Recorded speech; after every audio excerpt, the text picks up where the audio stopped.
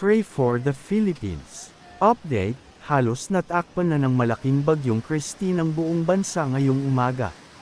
Maraming lugar ngayon sa Bicol Region at Visayas ang nakaranas ng walang humpay na pag-ulan dulot ng bagyong #Christine na inaasahang tatama sa #Central Luzon bukas ng madaling araw. Marami na ang namatay at malawak na ang pinsala isang araw bago ang inaasahang pagtama nito sa Luzon, kung saan mas marami pang pinsala ang ay dudulot nito.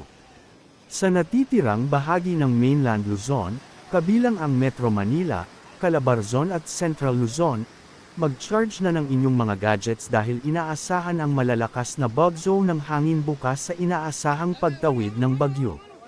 Mag-ingat po tayong lahat, at magdasal. Pag pinapalikas, huwag maging nukulit at sumunod kaagad. Pray for the Philippines. Update, halos natakpan na ng malaking bagyong Christine ang buong bansa ngayong umaga.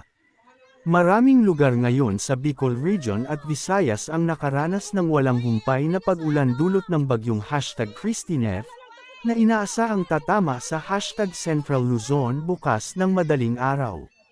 Marami na ang namatay at malawak na ang pinsala isang araw bago ang inaasahang pagtama nito sa Luzon, kung saan mas marami pang pinsala ang ay dudulot nito.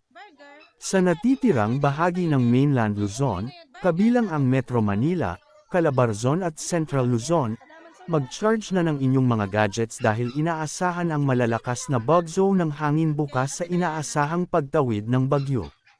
Mag-ingat po tayong lahat, at magdasal. Pag pinapalikas, huwag maging nukulit at sumunod kaagad.